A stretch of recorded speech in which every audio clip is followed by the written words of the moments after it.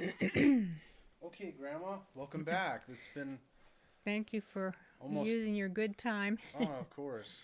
It's always my pleasure. It's been about 2 months now since we've done a podcast. We got busy with the family, had Thanksgiving and Christmas together. Yeah. We're going to start this one out with some questions from Sarah. So, and if you want to come back to a question and think about it, that's okay. Okay. Okay? Yeah. Um, what is something that you still want to learn? To learn? Yeah. Well, actually, I mostly like to watch YouTube and the different learning things that are on there, like the doctors that talk about health and especially nutrition and medications. Mm, And I'm all the time still in that category of wanting to learn what is the best thing to think you're doing to keep your life the best you can, be healthy, and mm, I like to learn that. So I watch a little bit of TV, but I've been kind of busy before the family got here. I had quite a cyclone in my house. yeah. So I had to clear that up, and I allow myself now to watch a little bit of Midsummer and some of the other programs. But as far as learning, I do like the medical field Mm-hmm. and sewing. I'm still watching some of those podcasts. Still learning new sewing techniques. Little things that I can learn. I'm always willing to say I'm able to learn a little bit more. What type So of video do you watch most on YouTube? Like gardening? A lot of gardening? I like to watch a lot of gardening. I'm learning a lot about that. And this is a different world out here where it's so intensely hot and um, the soil is just kind of different from what we had on the farm. Yeah, So we could just plug something into the dirt and it would just grow. And right. usually with the rain, we never did irrigation of any kind. But here is it's different and it's a challenge. What's the most surprising thing you've been able to grow here? Like Surprising? that you just thought was gonna die, like guaranteed Well, that you were able to. I haven't grown leeks before, and I understand they take 9 months, but they grow through the cold season, and they cannot tolerate the intense heat. Mm. So I'm having a little challenge there, and just because Regina gave me some nice seeds, Oh, all cool. kinds of seeds, and I'm learning how to grow that, and I'm finding that the cold weather crops here are better than the summer ones, and I'm always trying to learn how to keep the bugs away Yeah. and not do it with the chemicals that I have found out are so bad. Mm. So that's one of my big learning projects is my Cool. gardening and my sewing and my trying to be healthy. I like that. Sarah asks, how would you describe your relationship with your family?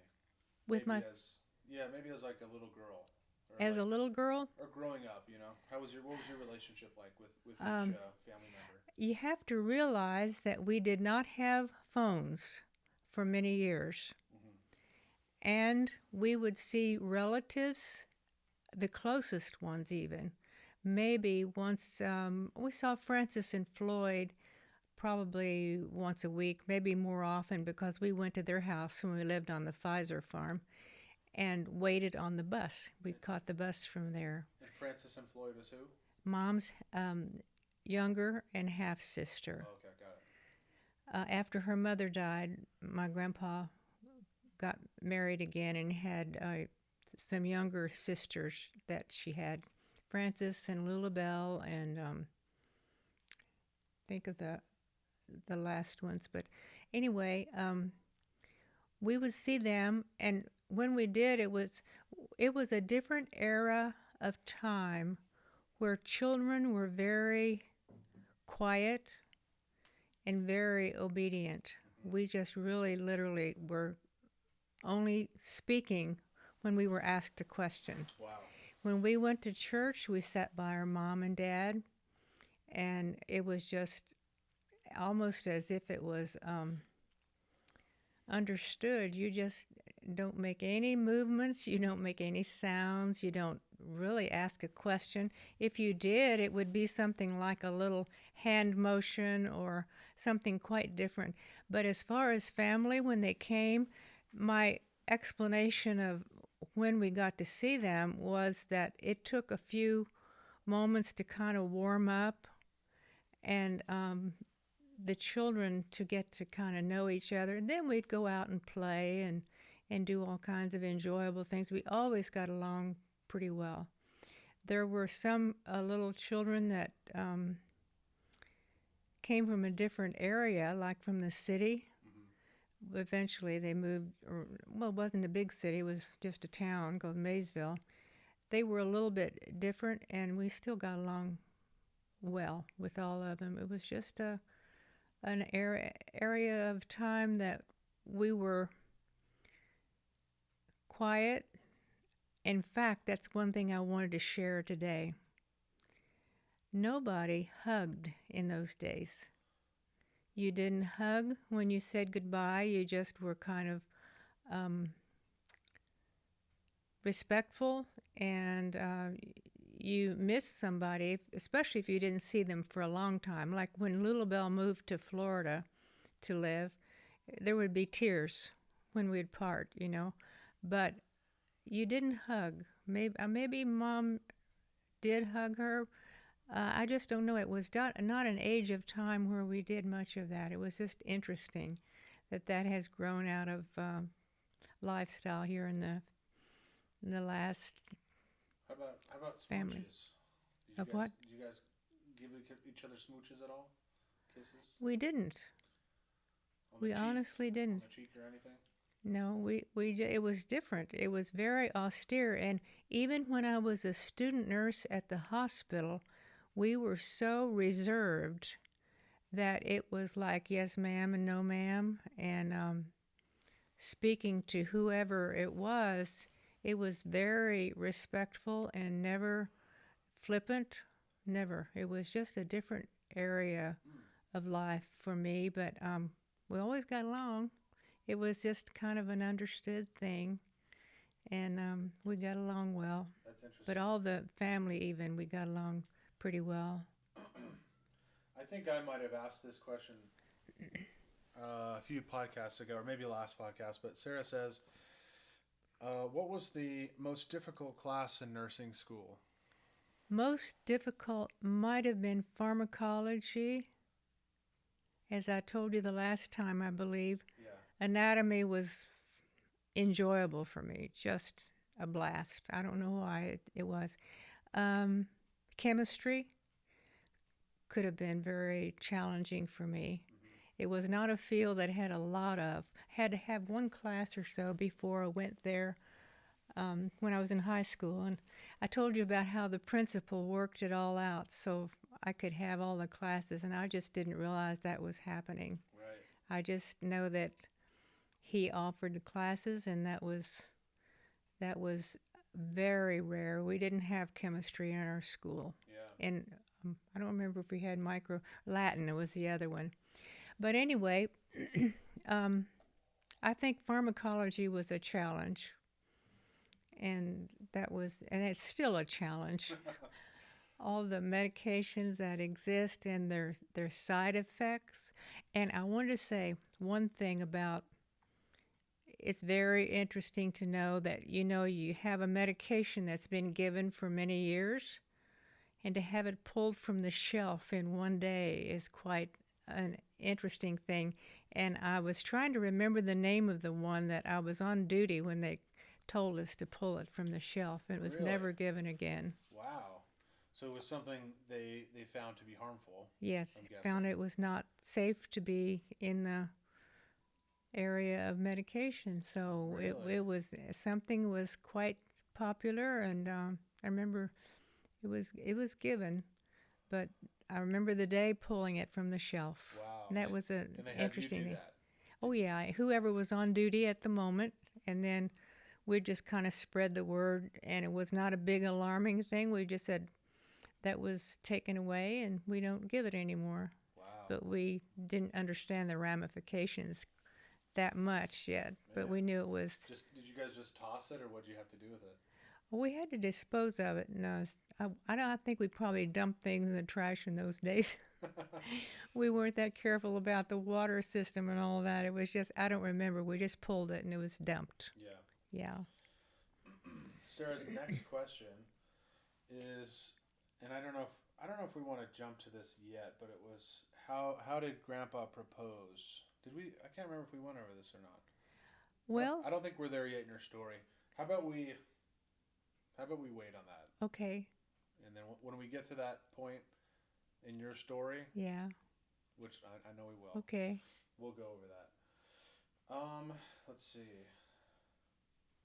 If you could tell your younger self anything, what would it be? Um, to not be afraid and to know that you have as much ability to do what you really desire and want to do as anybody else can. It might not be your field, and there is actually, I think, an area of life that every person kind of enjoys or likes more. Like your mom likes decorating, and she's great at it. She's just a natural. And I think that's true of every person. They have a knack for some particular area that their whole existence kind of drives toward. Mm-hmm. And so I would tell myself, I can do as well.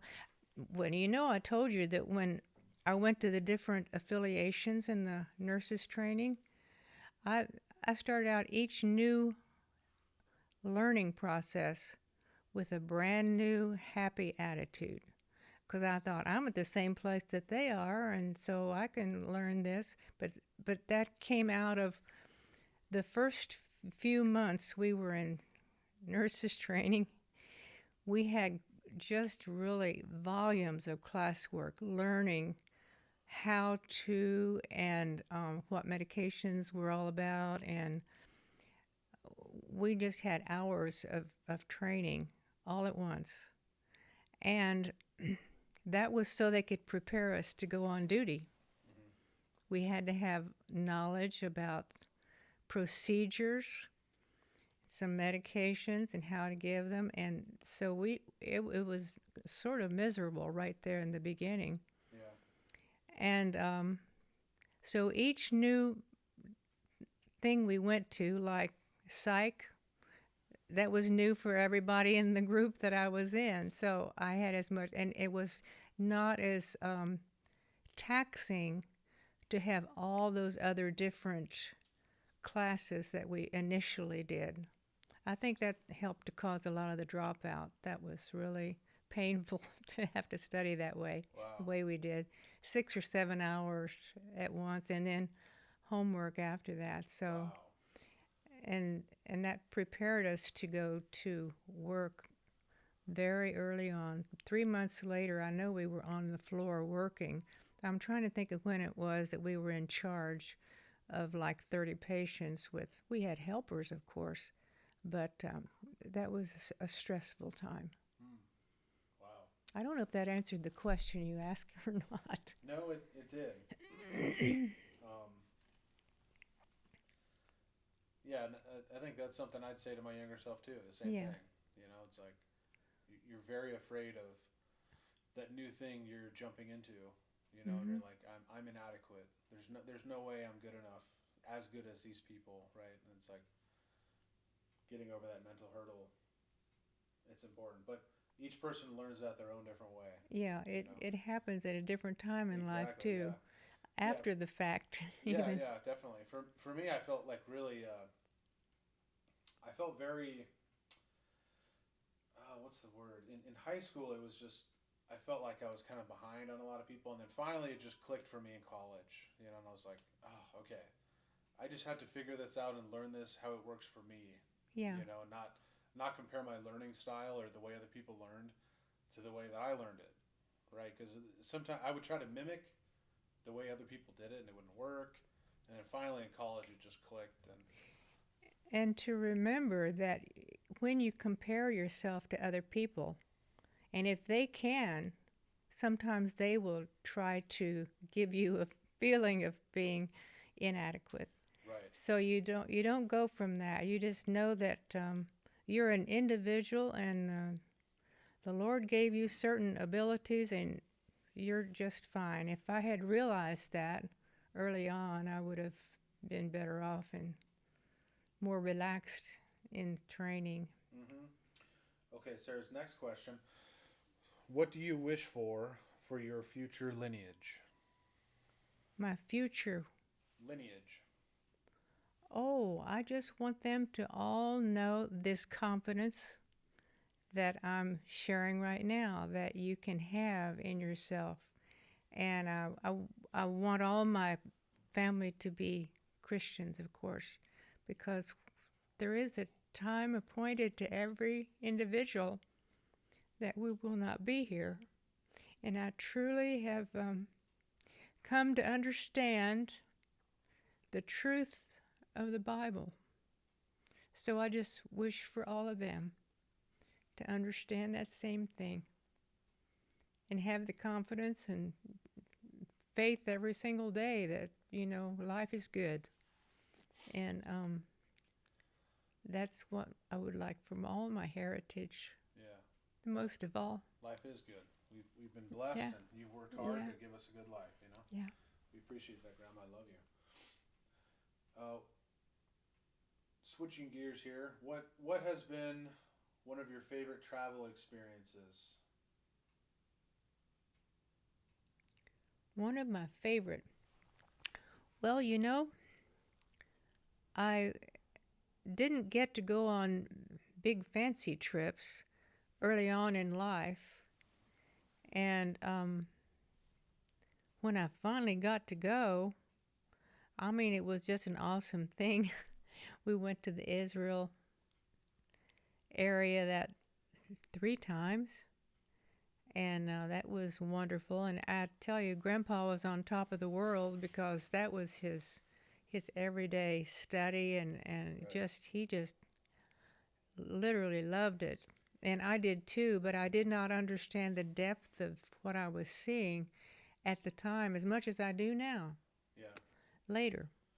But I enjoyed that, and then being with family, going on those Viking tours was very enjoyable. That was just a highlight because you're with people that you love, and it's exciting, and Cool. I enjoyed all that. Good deal. Okay, Sarah says, share the story about being left alone in the pyramids in Egypt. I'm not sure what she's referencing, but There was a time she says you got we we yeah. climbed up on the outside some steps, and we're on the interior of the whole pyramid.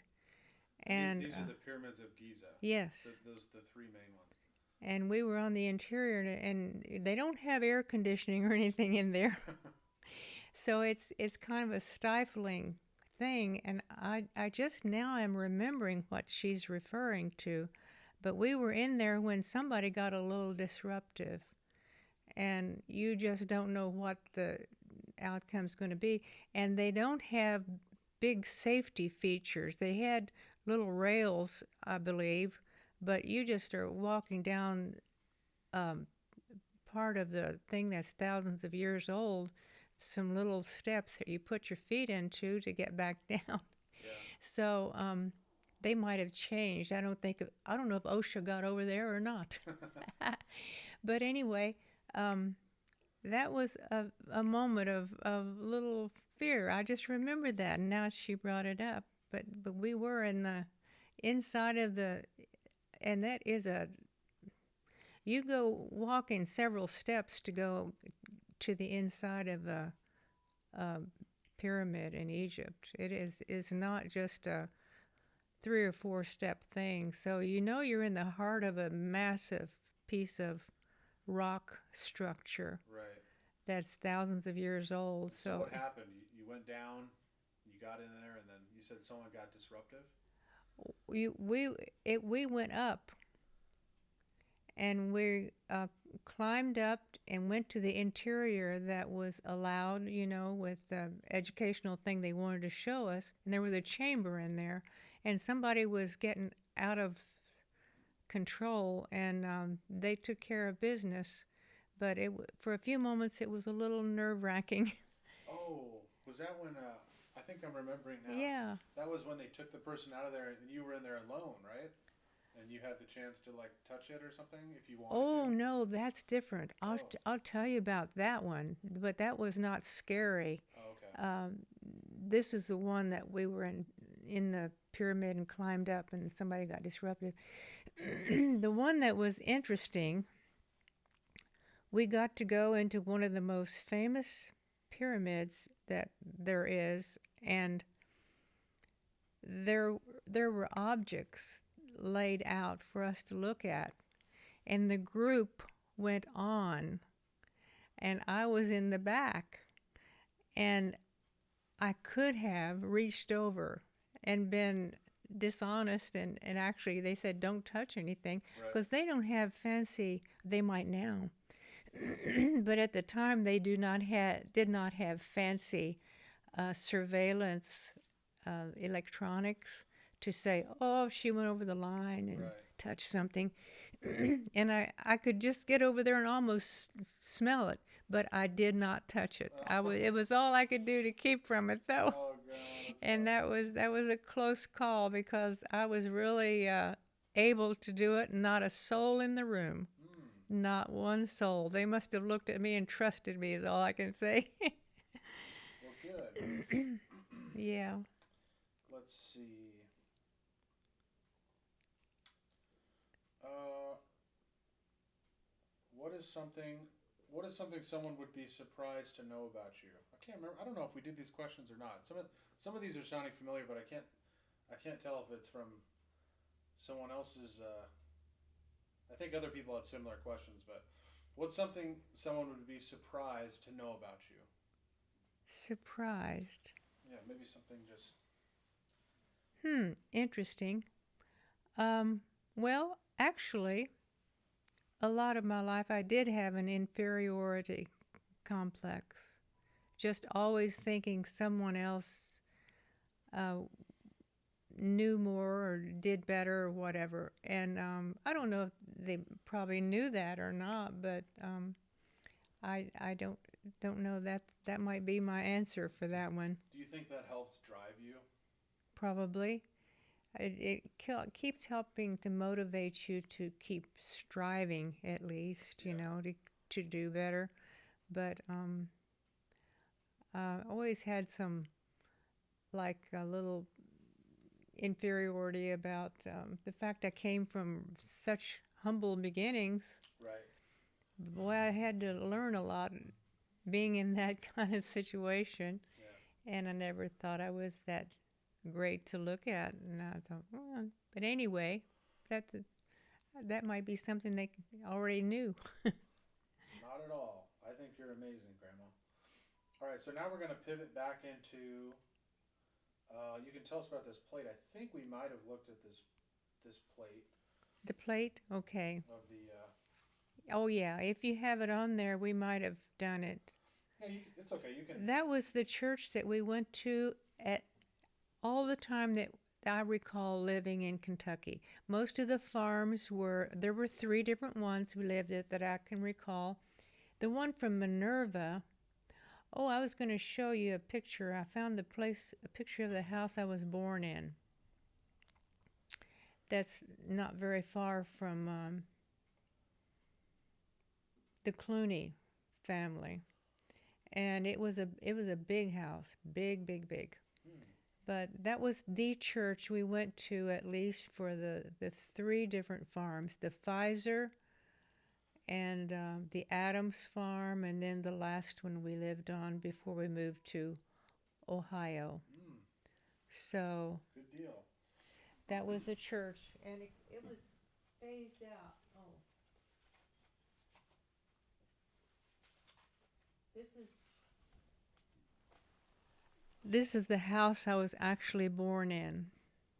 in Minerva area of Kentucky. Minerva is like 2 blocks, maybe one cross street. I don't know. It's so small. But it was a farming community. But on the back of the picture, I found out that we lived there, my mom and dad did, for 9 years. So that was for sure the place where I was born. Wow. Very interesting. Mm-hmm. And there aren't very many pictures of family that are that distinguishable. But you can see my brother's probably a couple years old, a little tiny boy on the left. And he's standing in front of my grandpa, my papa.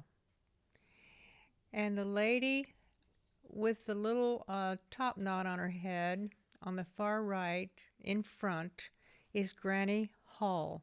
She is the mother of Grandpa or Papa there.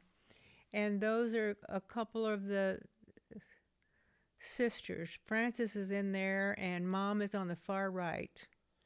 So that's a rare picture to get to see Granny Hall and my Papa when he was that age. But I probably wasn't born, or I was a baby. Wow. He was about 2. And it's interesting to see him clinging to Grandpa. Very interesting. Yeah. Okay. You wanted to go over this stuff too? Yeah. You can show these.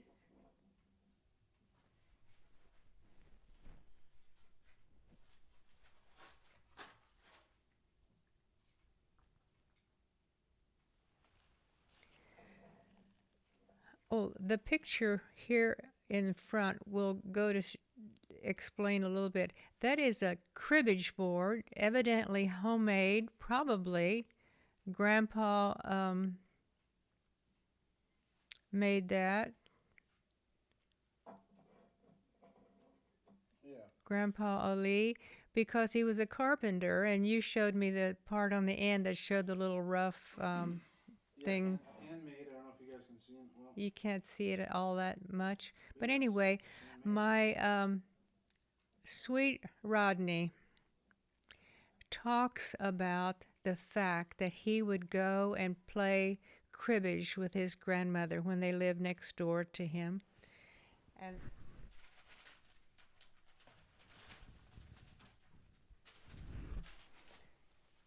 this is the picture that reminds me of what he described in those days.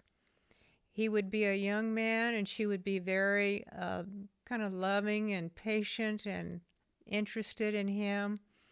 And Grandpa Allee had built a very small little house down from where they first lived in Oregon, and a tiny little place for his mother and father to live. And so Rod would go over there after school and be with her and enjoy playing the cribbage thing. I don't even know how to play cribbage. I don't either. I don't even know what it is or anything about it, but that reminds me, and that's why I saved the picture on the fridge for so long. Well, how about me and you learn how to play cribbage? Yeah, we'll have to study that. Yeah. Sound good? Yeah.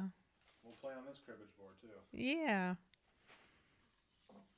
What else we got, Granny? And this is a little back history of my uncle, my dad's brother, Uncle Tip, who went off to the war.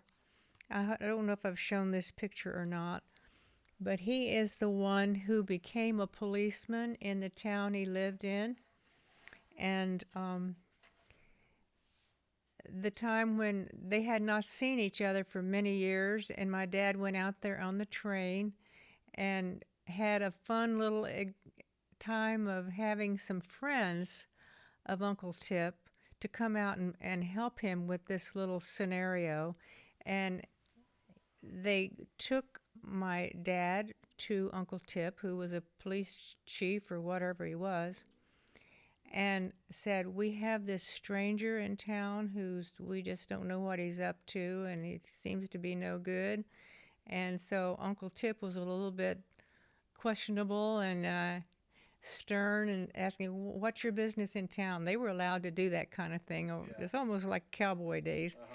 But and my dad got a little bit smart in the mouth with him because he knew what the end of the story was going to be, and so he went along with these guys, and they had a fun time of being a little bit ornery about, you know, this person who had come to town on the train and was going to cause trouble or whatever, and they evidently wanted to know what a person's business was, Right. and had the ability to say, "We don't want you in town," Huh. whatever.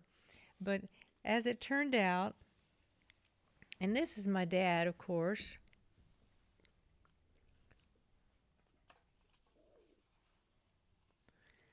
And I don't know what age he was, but it was before he got married to Mom. And so that was probably typical of when he went out there and did that. So Uncle Tip was married, and his wife's name was Florence. This is a picture of them, and Rod and I went to visit them on one of our trips cross country. And it was just a very enjoyable thing. They were so welcoming and pleasant, and it was great to see family. But Uncle Tip went there after he was in the military and settled, and so he didn't get back to see his mom and dad. Or well, his dad was deceased, but the brothers didn't know what each other looked like. So that was a fun thing that my dad did when he was there. And I wanted to show. Do you remember if I did that picture? That's a picture of my mom. Now I showed you her on top of the cars and doing all the stuff she did, but I tell you, I thought that was the nicest picture. It's so pretty. It is, yeah. I think I'm going to have that It's a very nice picture. put in a frame and stick it out somewhere to show, because that's such a lovely picture of her. And this is a picture of people that I talked about earlier, but Frank and Ida McCann.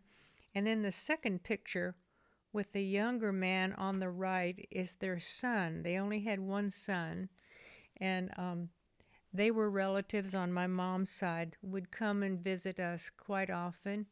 As I said, we did not have telephones, and family would just come.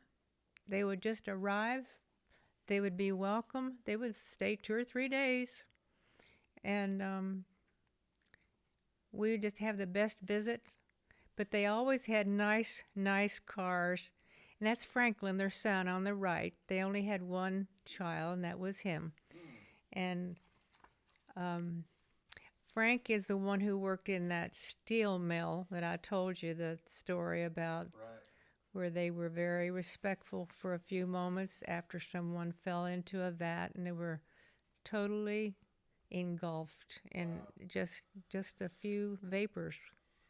It was a rare thing, but he very casually explained it one day when he was at the house, and it was very interesting, and he was very respectful about it. And I've never forgotten that.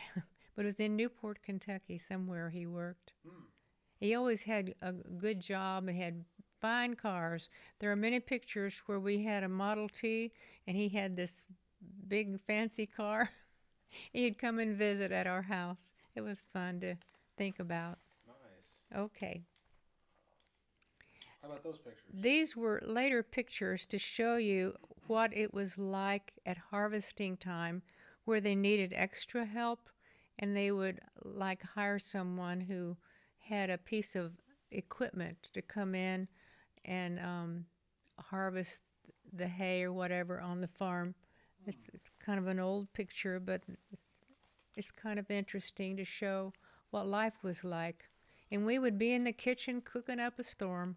Wow. We'd always feed whoever the people were, and that was an interesting thing to think about. Yeah. I remember one time we had people helping with the hay harvest, I guess it was, and we didn't have ice cubes, except the thing would freeze a couple of trays. We were kind of behind the schedule in having fancy equipment, but after the two little ice cube trays were used up, then the iced tea had to be room temperature. Oh man. So we didn't have ice. We should have gone to town and bought some, I reckon. Anyway, that was just a picture outside our farm in Ohio and harvest time. And you can't see it right now. There's other pictures I'll show later, but there were doors that were very narrow, probably 12 inches wide, and went the whole length of the barn, the height of the barn.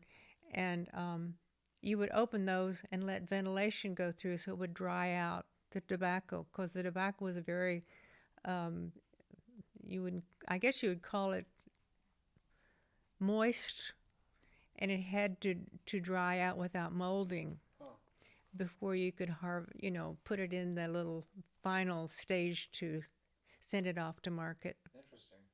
Yeah. And I've got a picture other than that I could have had ready, but I didn't. Did you want to show Well, these now or later? I'm gonna tell about these two because they're in the same kind of time of history we were talking about before. I noticed in the last viewing that I had not ever explained. I held this little thing on my lap, but it's for a reason. I think this is the first little garment I ever made. It was for a doll. I didn't have the bear at the time, but I made that little thing. It's probably one of my first projects to ever make. That's the reason I had that out.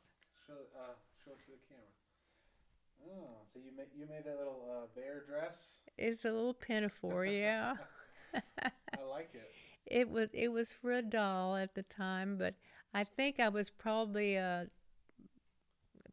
teenager. Oh, another thing I wanted to share about the sewing.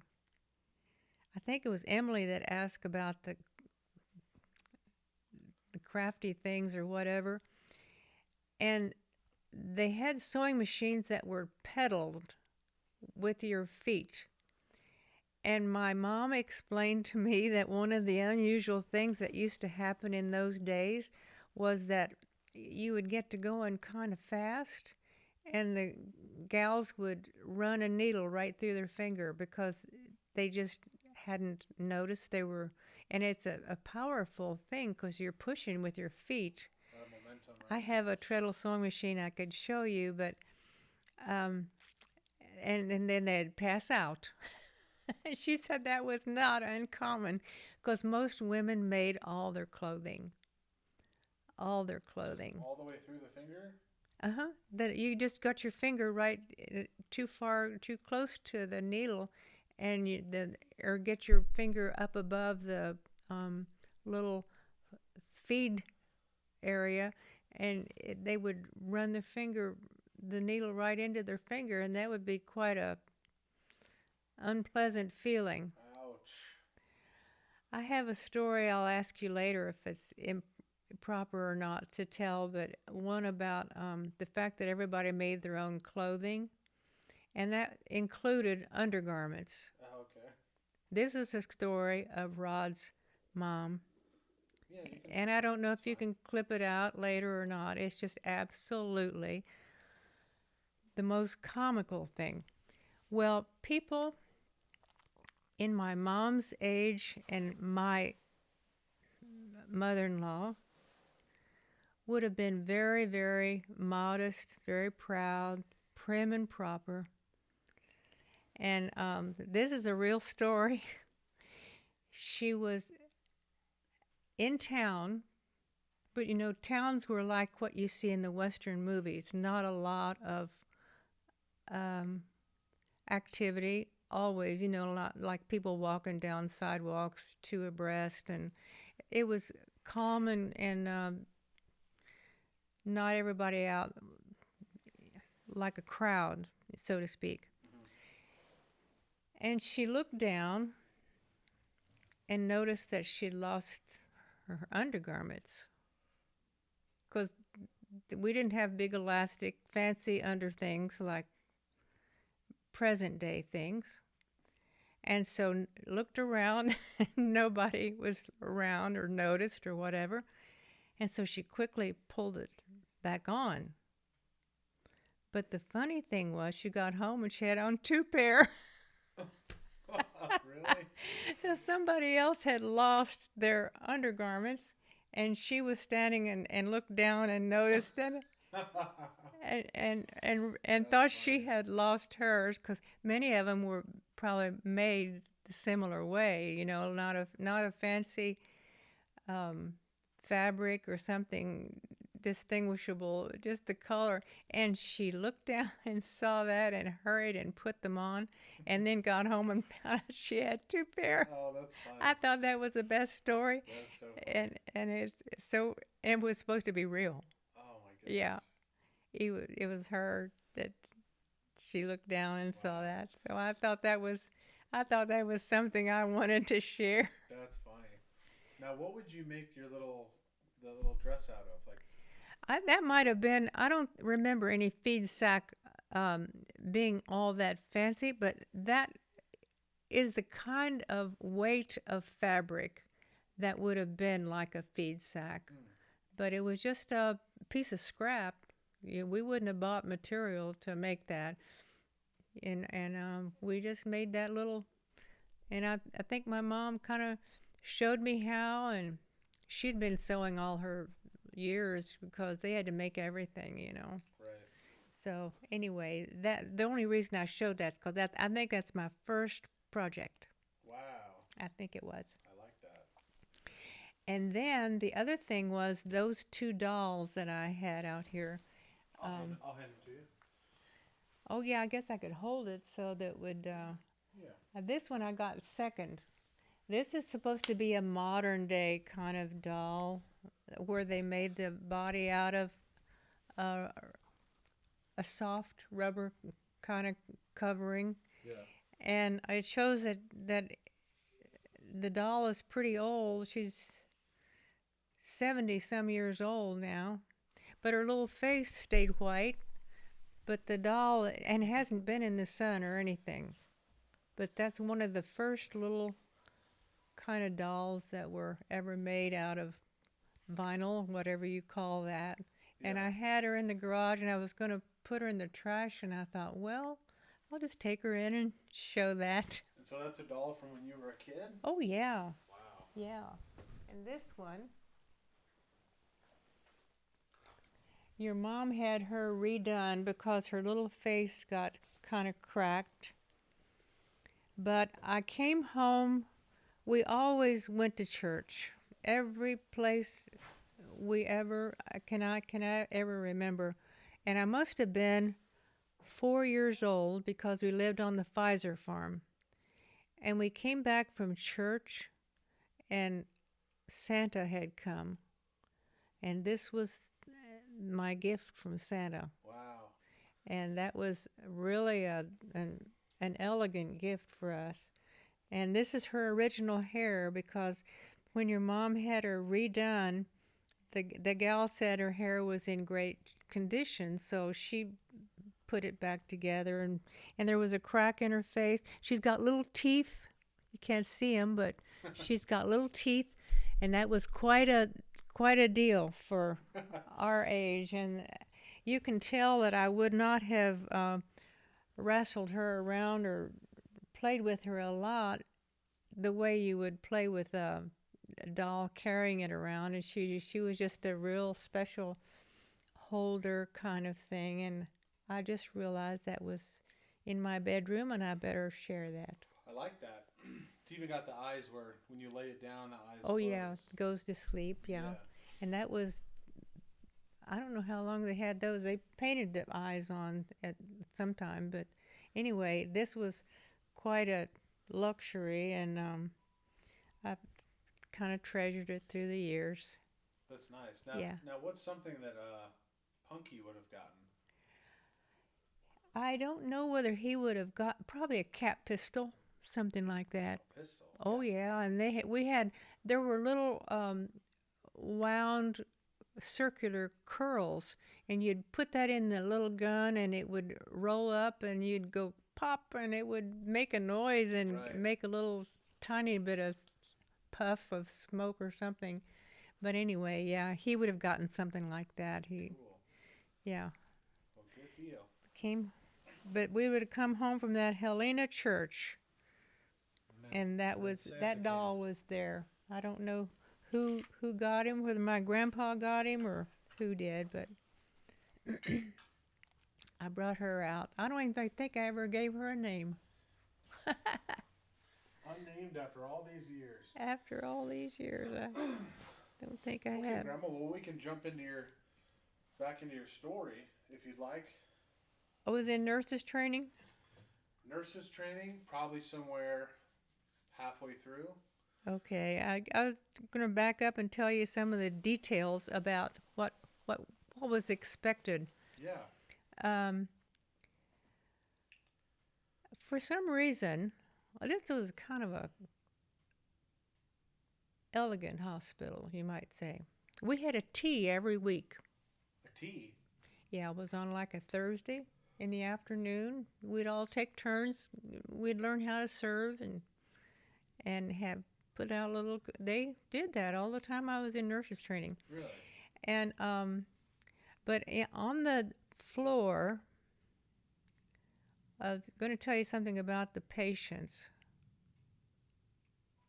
Oh, at the nurses' dorm, we had to sign in and out every time we went out of that facility. Mm-hmm. Now, for the first, I want to say a year and a half, we had to walk through the parking lot, and we'd go in pairs or in a group to go to our duty after we started working, after a few months. And if we went off the site, like with our parents, which was very, very rare, but we went home for a weekend, we had to sign a roster that we were leaving. And I don't remember if we had to sign the date we thought we'd be back, or we just signed in when we got there. And they always had us to do that. Anyway, the first year and a half, I'm going to say, we had to walk through the parking lot, but they were building that new wing, which was massive. It was like 4 or 6 stories high. But when we would go to our shift over in the hospital, we would go down to the basement of the nurses' dorm and walk through the tunnel, and then we would be on level D of the hospital. And the one interesting thing I was going to say about the depth of that one area of the hospital, because all of it wasn't the same, but we would wind up on level D. And before I went to nurses training, I found out about it in the newspaper that they had built a 2-story x-ray machine in that house. That's the reason it had to be down there. They didn't want it up on a high, evidently on a high floor, or they would have had to been different kind of function anyway. But I didn't hear too much about how that thing worked, or didn't have much to do with it. It's just that it was talked about on the TV or the newspaper. We didn't get the Cincinnati paper that much either. I don't know how I remember that, but that was part of that hospital, and it was kind of well known for that. So the other thing was we'd go from there to wherever we're working on nights or swing or whatever, and we didn't have to sign out to go over there to be on duty, but it was kind of an interesting thing. Let's see now. Typically, when you go on duty, and I'm sure some people would be bored to hear this, but you have to know what's been going on and what the status is of every patient. So they give a report on every patient, And you have to listen to that, and that takes about 20 to 30 minutes. It took at least, Wow. It was a verbal thing, of course. And at the end of the shift, then you had to give your report. And you had, first thing you would do after you got report was to make rounds just to see what the status of everybody was. If they were like sleeping, or if you could see one of them had post-op and was having any problems, if they were awake. And another thing, you don't give sleeping pills at night after 2 o'clock. So you needed to find out how your patients were resting, and that was part of what you had to do, was give them a sleeping pill if it was allowed, and if not, then you had to call a doctor. And there were doctors on call who were in training also, their residents, and you could call them and find out. And if you did not have your patients resting well, there was a supervisor named Miss Lampy. She was notorious for being a really hard-nosed person, and she wouldn't want to wake patients up, but she could be very, very ugly. Oh. So you didn't want to tamper with Miss Lampy. You wanted to make sure your patients were all, you knew the status of them, and she'd say, well, what about room such and such? They're awake, you know. She'd say, well, you have to be able to say you were just back there and you were trying to get something worked out or whatever. That was typical. And and when you talk about things like we do now around a breakfast table after duty or whatever, we didn't do things like that in those days. We didn't talk about what had gone on our shift or anything. It was just kind of tucked away in our own memory to deal with the next day or whatever. Yeah. But you didn't have big conversations about personal stuff at the hospital. So anyway, and at the end of the shift, whoever was on medication duty had to count the narcotics and verify with the next person coming on that every single drop of narcotic was accounted for. And you gave a lot of narcotics in those days. Huh. Like if someone got 75 milligrams of Demerol for pain, and it came in a 100 milligram vial, you would have to account for that 25 that was disposed of and write it down. And the other person would have to witness and sign their name. Wow. And that was at the beginning and the end of every shift, and it had to come out exactly right before anybody would sign. Wow. So that was kind of a thing that we had to deal with. And a lot of people, as I said, we didn't have a surgical floor where it was just all nothing but surgical patients, because it would have been like an ICU. But they were sprinkled throughout the hospital, and so you might have someone who was admitted in room 323 yesterday and have pre-ops and then have surgery the next day. They'd come back to the same room.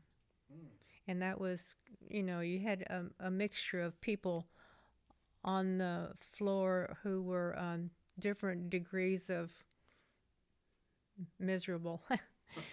So anyway, you make the rounds, and then, as I said, the narcotics got accounted for. And I'm going to still try to find that needle and syringe that was wrapped in a cotton wrapping that we had. And there was another thing called a hopper. It was a small, little rectangular shaped thing, probably 12 by 16 or whatever, and it had water in it and a little handle you could push down, and it would make the lid come up, and you would boil things in that to get them sterile. And if you had something that just had to be sterilized, that would be an option that you could do. We didn't Interesting. boil the syringes; they went to Central Supply, Okay. and then you got a good supply of them every single day. Mm. One of the other things that was very fascinating was nowadays they have sophisticated little units to take care of this. And in those days, when a person had chest surgery, there were bottles that were probably 3-gallon size, very large at the bottom and a small neck at the top. And the tubes that went from the chest to help drain out excess fluids that would accumulate after a surgery of that type were inserted from the chest and extended down to those bottles and into a fluid. And you could not allow those bottles to be knocked over because it would cause the chest cavity to collapse, because it was a kind of a contained unit of a vacuum. A vacuum, yeah. Yeah, so that was something to have to be careful with. And each person got a bath every day. Every person got a bath. Wow. And so when you had someone who had a very sophisticated set of things around them like that, you had to be really careful, and you had to change the bed every day. Mm. So that was quite a lot of work. So when you had morning duty was when you had the baths after they ate their breakfast, if you fed them whatever, and so they would arrange to have like 3 or 4 patients who did not have as much requirement for their care. They would give you like a balance of one of really complicated and one that was not quite as, one could do their own bath, so to speak, almost. And but you still go in and change the bed and do all the work that's required. Was the workload? Did it ever feel unfair? Like some nurses had it easier all the time. It was absolutely, to me, that was very interesting, you'd ask. Some people got done faster than others. I don't know why. I was always, took me a while, but probably, yeah, probably. But it took me until all morning to get mine done because I always had a pretty good load of folks.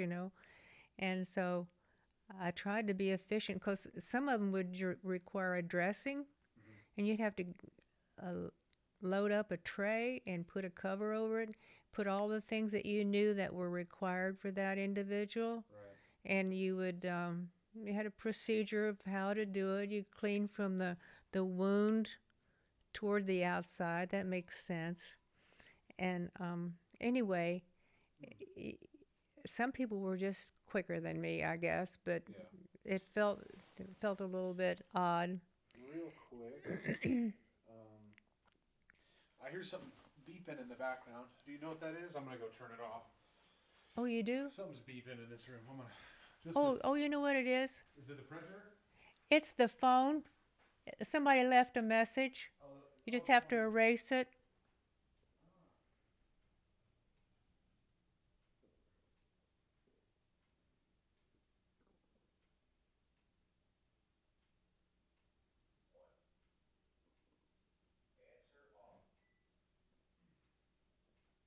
Okay.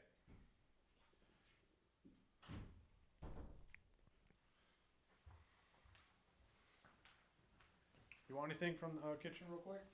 Oh, we got a break. Yeah, let's get a little bit more tea. A little sip. Or do you want anything to eat? I think I'm good. You good? Some more tea, I reckon. If we got it. Yeah. I don't know if it's still warm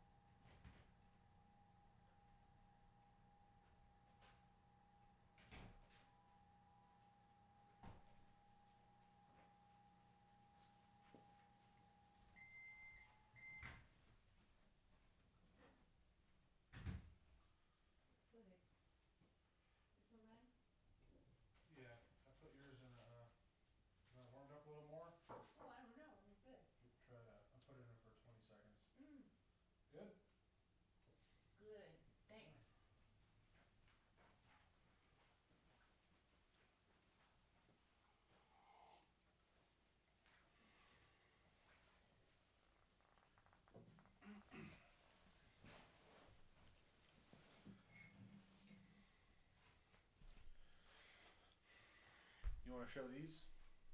Which ones? Oh, you know what? Or is that for later? I'm thinking It's up to you. you can show. Oh, you can show the hemostat if you want. Sure. I'll explain to you what that was all about. Yeah.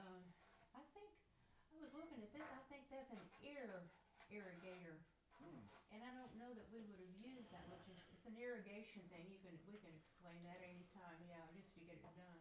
Sure. But that's a hemostat. Whatever you want.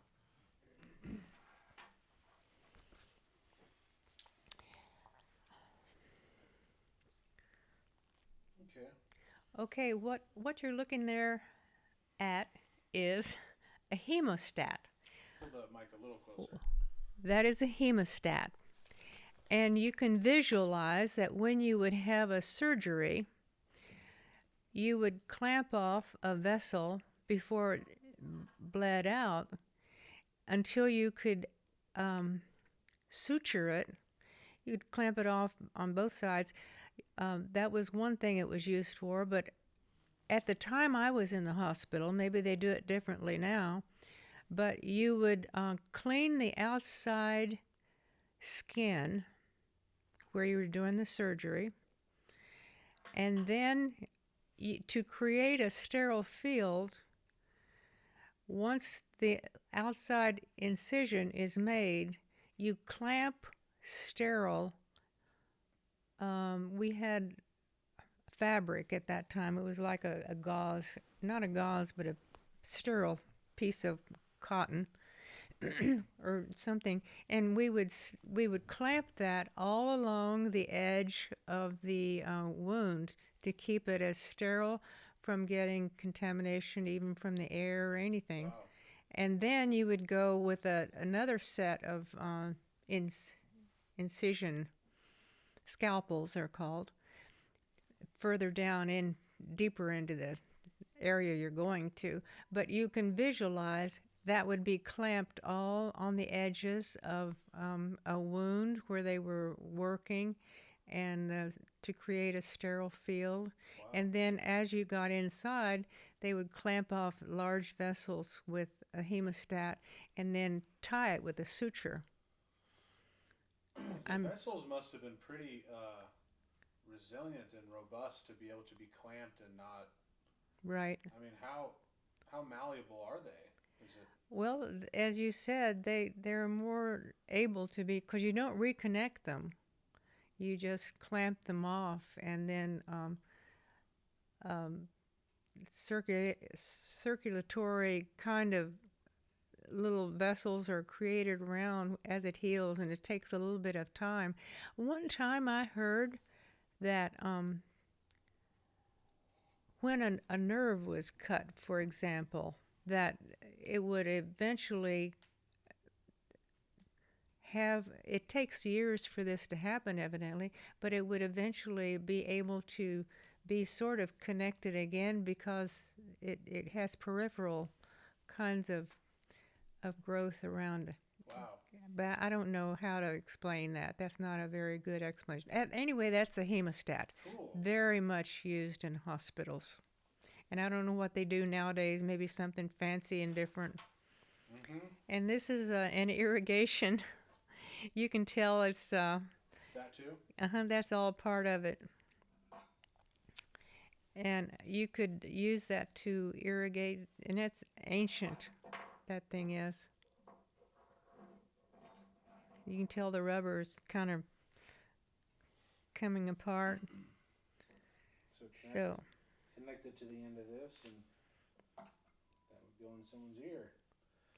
And you just kind of push it, and liquid would go all the way through, huh? Yeah, you would draw fluid into or whatever, and then very gently push it through. And that whole thing could be sterilized, but the rubber, I don't know how they did that. That was interesting. Yeah. Very interesting. Wow. And then that little thing, that little bottle that you had earlier. Right. This thing. This is ancient. I don't know where I could ever recreate one of those. But it probably had glycerin in it or something that was a staple supply on the shelf, and then they were starting to change and get things in individual rooms and order it for individual person, and it wasn't the central thing. And that was the original tape. They wrote the name on with tape. Yeah. That was what that was. We ended up finding some residual stuff in there, and Yeah. Grandma said it was glycerin. Yeah. That's the only thing that wouldn't evaporate. So Yeah. there's some glycerin back from Christchurch Hospital 60 years ago, 50 years ago. Oh yeah. It would have been. That's a long time. That's 60 years ago at least. Yeah. See if I can 19. zoom in on it somehow. I definitely saw some.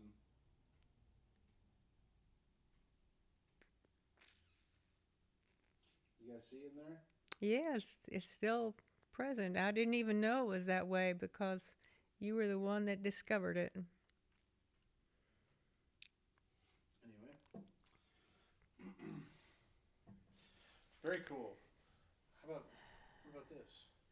That was the other thing. It was a game of some kind that Grandpa and his granny, his own grandmother, would keep track of something. I don't know. I cannot imagine. It was a puzzle or what. Yeah, interesting. Maybe it was one of those, what do you call those twisty things they do? Yeah, some kind of puzzle, huh? Yeah, sometime. Well, very cool. Okay, well, I cut off your train of thought earlier. I do apologize. You were talking about your daily duties in the hospital. And, yes. And how you went a little bit, not slower, I guess, but you just had a lot more people on your plate. Well, at times, I don't know whether I was just shy or what the thing was. I just always felt as if everybody was a little quicker than me, but we had our own set of patients to take care of in the morning, and according to what they needed done or how cooperative they were, you had to make the bed. Sometimes you had to make the bed with the person in it. Wow. Yeah.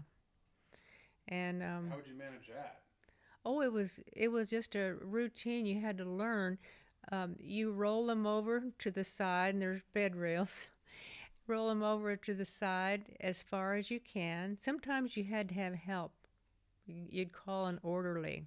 You put in a call, and you'd roll them all the way over, and you'd put the sheets as far as you can. And there was a kind of sheet that had a rubberized thing under it too. Got to think of what the name of that was. Everybody had one of those. And it went through so nothing could ever go through on the bed and soil it. And because those beds were used for one patient after another. So wherever a person had a problem, you'd put another one of those protective coverings under it. And you had to make sure it was smooth because it would cause a problem with their skin if it was lumpy. Mm-hmm. You know, it had a big fold over in it or whatever. Would they complain about it? They could. And so at nighttime, one of the things, everybody got a back rub that wanted it. Back rub? A back rub. And there's a technique to that. Yes. They got to ask for back rubs? You warm the alcohol. And you push solidly as you go up from like the bottom of the spine area and push up and out, and then it's soft coming back down, and that helps the circulation. and it helps to and it's kind of good for the skin to kind of help it be it just helps it. Because they're sort of bedridden, right? Well, not everybody was bedridden, but they got a back rub if they wanted it. That was it. How many people are asking you for back rubs? Well, it was just a routine. We had nurses' aides, and we had practical nurses, and they would help us do all the work because the RN or the one in charge usually had her hands full, just making sure that the sicker people were taken care of properly, and only she could figure that out, what needed to be done, and then direct different people. And that was another thing I was going to say. There was one exceptional nurse, and I wish I could let her know how much she was appreciated. Her name was Bobby, I believe. And it made a lot of difference, the helpers that you had and how they did their work as to how well your shift went. And she was just, when a light would go on, she would be Johnny on the dot back there, and she was so good, and her attitude was so good. What do you mean by that? A light went on? Oh, everybody had a bed light, emergency light, like it was, and it was always supposed to be reachable. And that was another thing. Huh. If a signal cord had fallen to the floor, and that supervisor, that Lampy that I told you about, came in and saw that, she says, that patient was bedridden and couldn't even reach the cord to let you know. Oh, no. No, anyway, that was a thing we had to make sure of. So they had like an extension cord from the wall or something? Yeah, it was a a emergency light, yeah. Wow. Whenever they wanted help. Were you guys all kind of hanging out in a room? And then was there a board, or how did it look?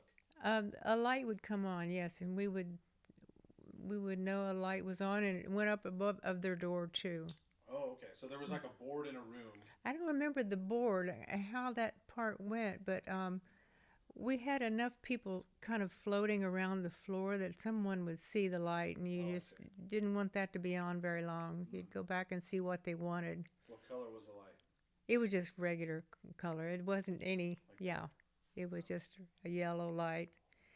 And interesting. Yeah. And someone who was critical, if you could, it was wonderful to have a person come and sit with them, be right there and check their pressure every few minutes or whatever they required, or post-op. I mean, whoever had surgery that day, remember we didn't have ICU yet. It was being talked about, something is going to be different, and they're going to be located on a different floor. So the ICU didn't even exist? No, not yet, no. Wow. So ours was just sprinkled. You were just really, and in the end, when they opened up that new wing, I told you, we went from 30 patients to 60. Huh. And that was quite a responsibility. And what was your average capacity rate? We were always pretty full. Wow. And if you had an empty bed, you did not relax about it, because it meant you could get someone in the middle of the night, and if you did, that someone probably really needed some special care. Right. Or they wouldn't be coming, because they wouldn't be coming in the night if it weren't for a real need. Now, if someone came and there were no beds, what happened? There was a time when on 3 East and 2 East, they'd put them in the hallway. Mm-hmm. In a bed? In the bed. But they just until a room opened up. Oh, I see. Okay. And there were like 30 patients on those wings. That was the first ones we ever worked on, is 2 East and 3 East. 3 and 4, I don't remember, went up to 5 or 6. I can't remember that part. But we put them somewhere in the How often in did the that hallway. Happen? Would there be people in the hallway? It was kind of rare. Not really. It wasn't that rare. When they opened the new wing, it helped. Okay. But they still, they still had to. Oh, and we had like a little guest room at the tip end, and they would put them in there too. It was like I don't mean like a hospital room. It was like a thing that was where people would come and visit and sit in chairs. And so they'd use that as a room, but it had no facilities like a bathroom or water supply or whatever. So it was easier in the hallway because you were closer to a water supply to take care of things. When they put people in that little guest room, They didn't let anybody else sit in there anymore, right? Oh no, It was like closed no. off. Okay. Nobody hardly used that thing anyway. Well, that was another thing I was going to tell you about.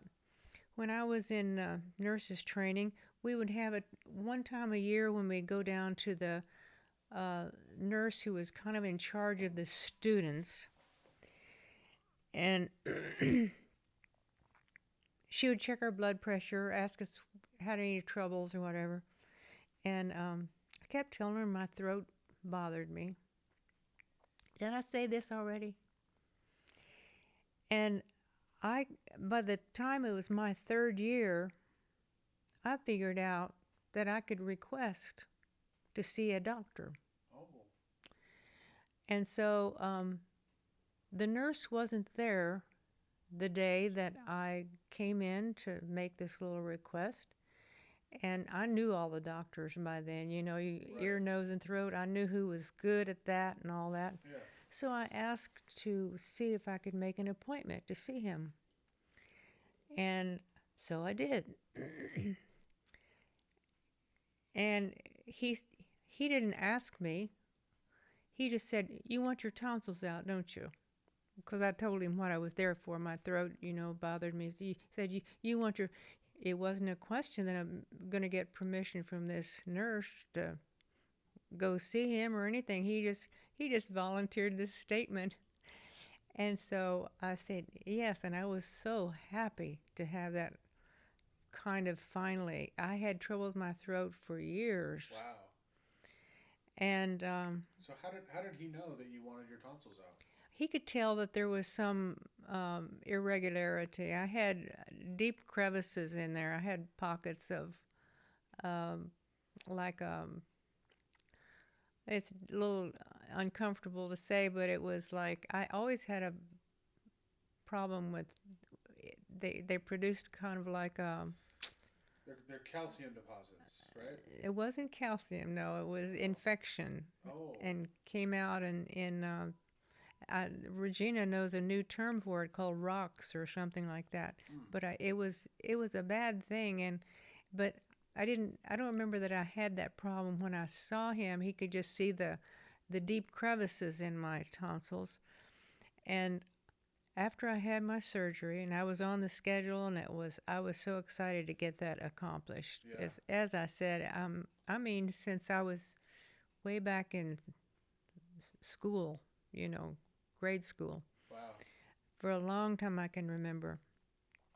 And my mom came down to visit, and she wanted to thank him for doing the surgery.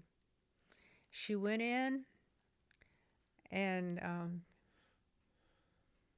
thanked him for doing the surgery.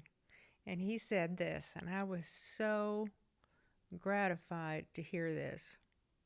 He said, "Mrs. Emmons, your daughter came in and said she would like to have her tonsils out when I asked her." And he says, "I could not tell how bad it was until I got in there." And it says, "I am glad to do it." I was so happy to know that was, something that really needed to be done. And I appreciated getting it done. And I had no help from that one nurse who was in charge of us, because she says, "Do you have any problems?" I says, "My throat bothers me." And so I finally got it done. Wow. And I was so happy. I was so relieved to have that accomplished. Wow. And so was it like instant relief basically once you recovered? Well, after the healing process, it took me, they kept us in the hospital for a long time in those days. And it was 4 or 5 days before I went home. And I went home to the farm for little recovery time. But they kept us in the hospital for, I think it was 5 days I was there. And it still was uncomfortable when I went home, but it was okay. I was done with it. I was so glad to have that accomplished. Wow. And I sort of switched gears on you earlier. You were telling me about Bobby and how she was so good when the light came on. your the nurse helper. What was her name? Bobby or Billy? Bobby, yes, was her name. Yeah. She was, it makes so much difference the fact that you have really caring people to help and ones who are conscientious to go and answer lights or be kind to the patients. And so she made work so much better when she was there. She was just, I wish everybody could have been like her. She was just exceptional. Yeah. And she was just a nurse's aide, and that was just her function, and she just did it so well. She could have been a little bit better than that. I mean, she could have been like a practical nurse as far as I'm concerned. Yeah. But you have to learn certain procedures and all that to be a practical nurse. And anyway, she was excellent. Well, that's good. And I was grateful for her every time she was ever on. Um, I hope I'm not repeating myself. I told you about the doctor that threw instruments. We had some very sophisticated surgeries, about as sophisticated as ever happened. Um, I don't remember the doctor throwing instruments. okay, when we were on surgical rotation,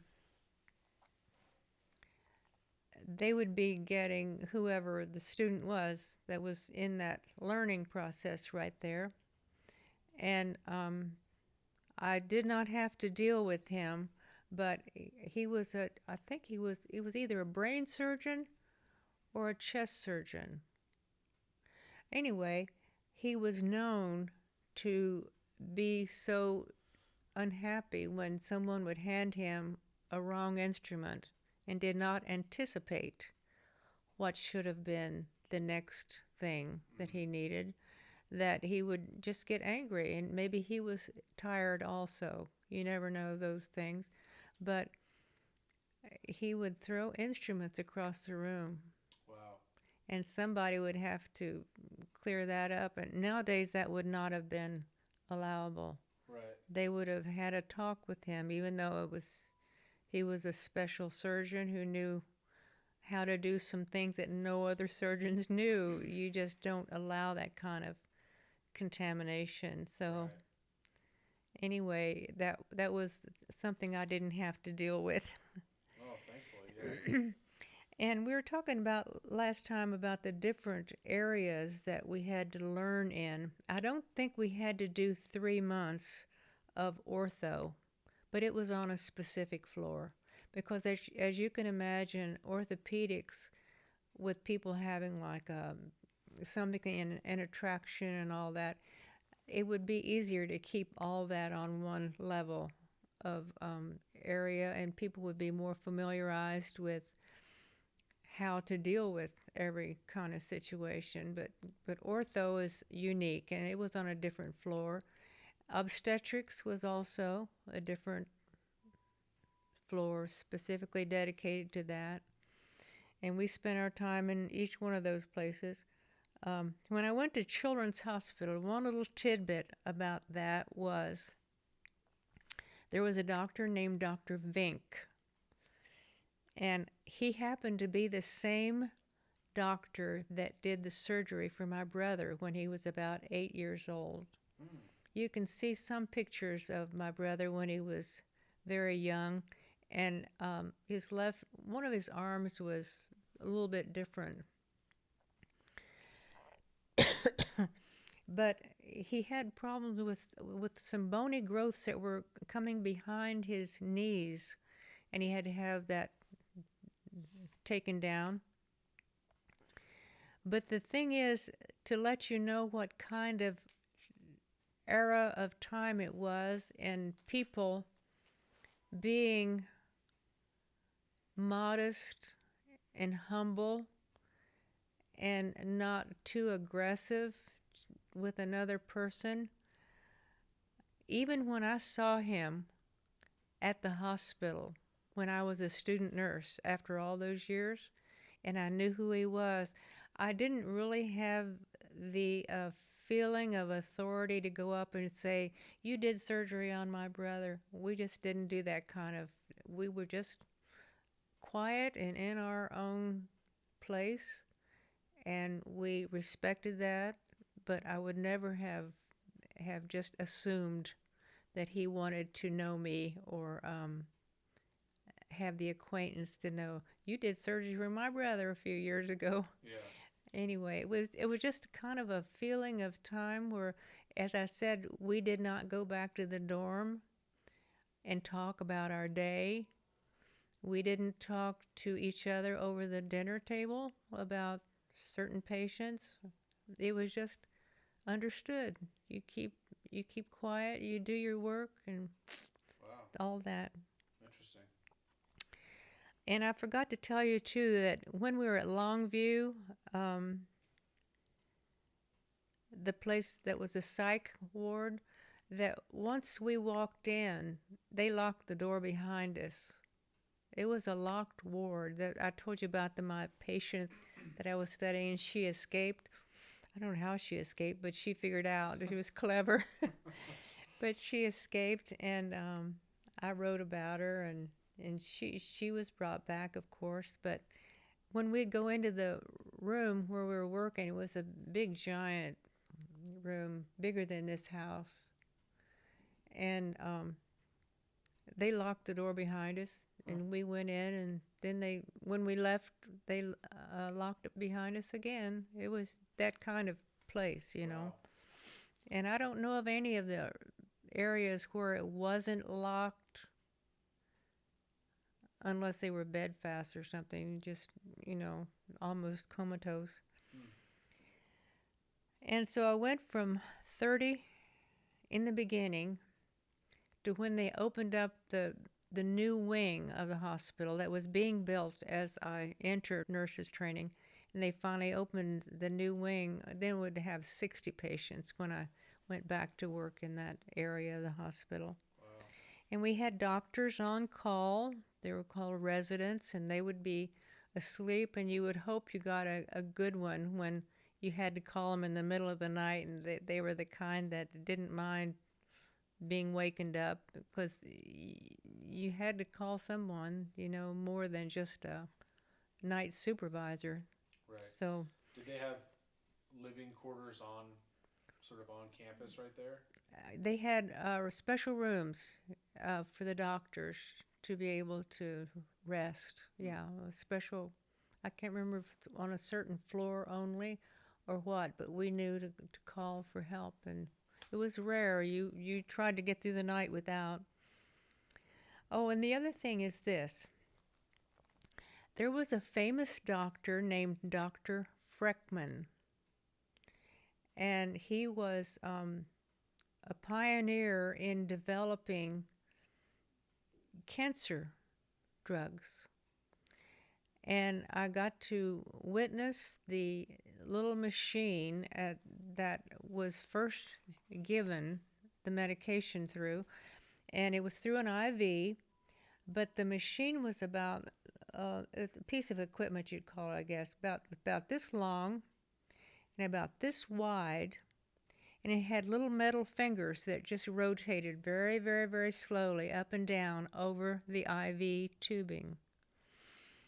And it would just be putting in a very minute, a controlled dose of this powerful medication. And the way he had it to function was that he would enter a tube to get to be as close to where they knew the tumor was as possible. Oh. It was carefully placed, and then that medication would be given that was one of the earliest ways of controlling it. They didn't have fancy IV stands like now. And that was another thing. The student nurses were never trained to give IVs. We had so many student nurses, and as I mentioned before, some of I don't know why, but that was one thing they wanted to be in very careful control of having an IV department to do all the IVs. Huh. We could remove it. We knew well how to do that, just untape the thing and put pressure and all that. After we checked the chart to see that they did not have continuing IV fluids supposed to happen, and we could take them out, but we could not put them in. So that was one thing that was kind of a dreadful thing for me to think about, scenario after I graduated, to think about starting IVs, because that was you didn't want people miserable in the hospital having all these student nurses practicing on you. Sure, yeah. So they did not have us start. We had a wonderful IV department too, and they were really, really good, and they were sweet to us. They were very pleasant. But anyway, we could take them out, but we couldn't start them. And I know what I was going to tell you about Dr. Freckman. This is the thing. I told you that after I'd been there for 3 months, it was December, my dad had his first big surgery. And in the years after that, my dad went to the hospital and had that cancer treatment with Dr. Freckman. And as I visited him, the interesting thing was he said that all the time he was getting the medication, nothing hurt. Really? It stopped all the pain because it progressively got a little bit more intense, through the years. But all the time he was receiving that medication, there was no pain. It was just a very interesting thing. Wow. And it was just a kind of a good thing for me to realize, that he was one of the people that Dr. Freckman helped, and to know the connection there. I don't think I was still working there when he got his last treatments, but it was a kind of enjoyable thing to know later. Dr. Freckman was a forerunner in the whole thing. He was very well known. Interesting. So anyway, I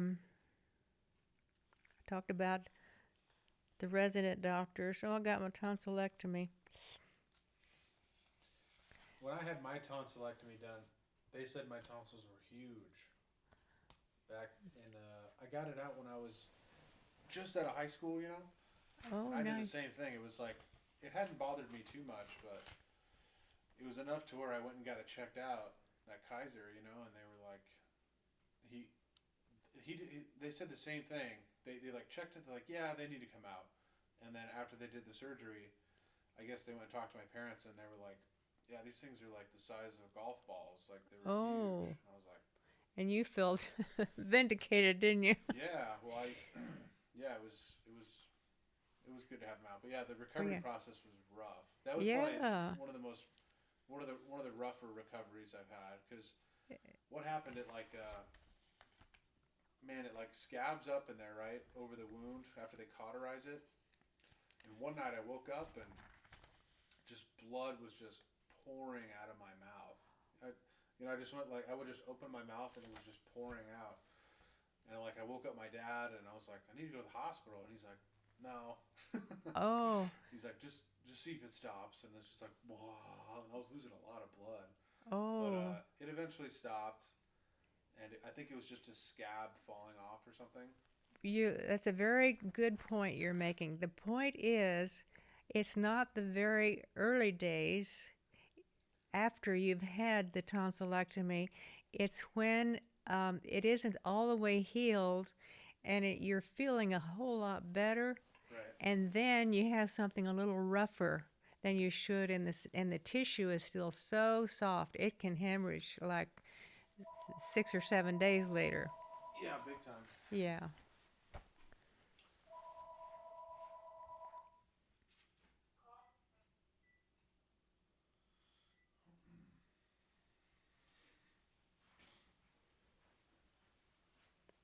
I'll just keep it. Did you have more stuff you wanted to cover? Oh, I can do it a different time. No, whatever you want. We can talk for longer. It's no problem. Oh, I didn't know your plan. well, I think I'm just about out of the nurse's training part. Um, I tell you, the next part is when I was working as a visiting nurse, Mm-hmm. and I could just start the intro to what that was like, and it was different. Okay, let's cap it here. We'll cap it Okay, with nurses training. okay. Um, yeah, I guess. So, what was graduation like? The ending was it? Did it get progressively more difficult near the end of your training, or? Everything was actually progressively more difficult. And then there got to be the time when they were close to having the state boards. You have to go to take state boards for a couple of days. The long series of testing, right? Yeah, You had to go do tests. Okay. like two solid days. Wow. And they gave us practical testing to just see if we were eligible to go take state boards. They didn't want to be embarrassed by a Right. bunch of these students not passing. So then we went to Columbus to take our state boards, and that was quite a process. Wow. Yeah. That was probably the hardest part, right? Oh yeah. Yeah. That was really so. How long did you spend studying? Like, Um, you don't do a lot of. Well, I guess we did do some crash studying, but I don't remember doing it. It's just that you kind of know instinctively by then what some of the answers should be. There's not a lot of memorization or anything like that. Kind of, well, there could be if you talked about quotients and certain things, but anyway, um, I was fortunate that I got there and passed, and well, good. So that was a. you guys all started in the same class, right? How many of you were there? I think there was 96 or 98 of us. Wow. And so by the end of your guys' nurse training, you're all getting ready to go take the test, right? Yes, At the same time. the ones that were still there. And so how many were there when it was time to test finally? How many were There were left? there was it was exactly half dropout. Wow. And Yeah. then after you took the test, how many people didn't pass? You know, I don't recall because we didn't talk about that as far as who didn't or whatever. We just were glad when we did. Yeah. I can't remember a lot of open conversation about that, and they kind of knew who would or wouldn't. I mean, there wasn't a lot of failing, I don't think. How did you hear that you passed? Was it in the mail? Um, I think it was. That's all I can remember. I would just say, well, boy, it was a relief. Yeah. It's a big deal because I'm sure retesting is you can only retest during a certain part of the year, right, or something I like that. imagine. I can't remember. I was just so fortunate that it was done. Wow. Yeah. And so with that, you became an RN? Yeah. An RN. That was now you're officially an RN in the state of Ohio. Yeah. Wow. And so once you graduated, you had graduation. What was that like? Um, it wasn't something I even can recall for some reason. It's just that we got our notice that I can't remember that there was a ceremony. There was a capping ceremony, and I needed to look for a cap for you, but Oh I yeah. don't know where to. My cap and gown. See if I could find one. Because when I went to work at Lockheed, I thought they were going to require having a nurse's cap. Yeah. And so I wrote and got one, you know. Yeah. But So on your next step of your journey, how did you decide what you were going to do and where you were going to go? Did you think about that ahead of time, or were opportunities sort of laid in front of you? well, I heard about the Visiting Nurse Association. And the thing that I have learned afterwards is the work at the hospital was so busy in the learning process and we had all those different facets, of the study, that I couldn't imagine anything. I didn't want to work in a doctor's office. That would have almost made all that work redundant. Mm-hmm. Well, you'd need to know some um, parts of the thing, but you wouldn't want to go down to something as quiet and serene as a doctor's office after. Right. And there was some doctor, I can't remember who it was. You get to know doctors when you're there working, and they kind of see you and they think, well, I'd not like to have that person work for me, They coach you. Yeah. Yeah. And somebody did do that, but I wasn't too interested in going to a real tiny little off. Well, they weren't tiny. They were people who had a flowing practice to be there in the hospital all the time and Right. doing surgery and so forth. But I heard about the Visiting Nurse Association, so I applied and I went there, and that was as different as you can imagine. It is very interesting too. Wow. And so, Oh yeah. I guess just as sort of a precursor, so you would go visit like rural Well, I got to tell you places. what I did. The Visiting Nurse Association had 6 or 7 different breakdowns of categories in Cincinnati where they worked. Huh. And the one that was open was because this nurse before me was expecting, and she had never really thought she would ever be able to have a family, and so she wanted to take care of her health and everything. And you can only work so long when you're expecting. So she was ready to leave right then. And my area was called the West End, which is a slum. And it was, Wow. now I won't say it was a slum, but it had some in it.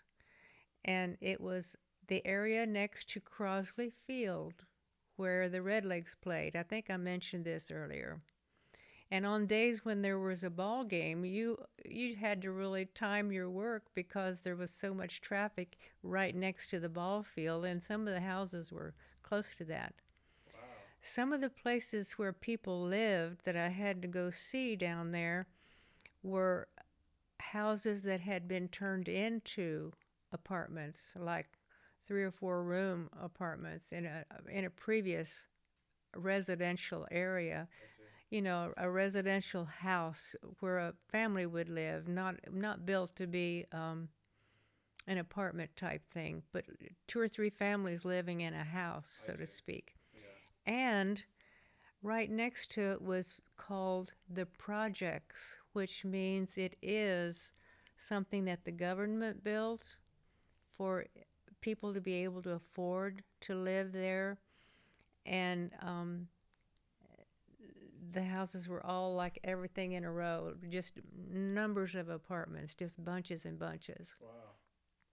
And I had various kinds of patients in those hospitals, in those residences. And I don't know how much you want me to get into it, but I'll tell you. We'll cap it there, but you can continue your thought. Okay. It was interesting. Yeah. It was a wonderful place, but fearful. And one of the stories I'm going to tell, I have to ask your permission because it's the final hoorah of my stories. I'm sure it'll be fine, but I'm looking forward to it. So, Grandma, thanks for another amazing podcast. Oh, well. We'll check in again soon, and we'll see you guys next time. Okay. I thank you for all your hard work doing that. I love you, Grandma. I love you more.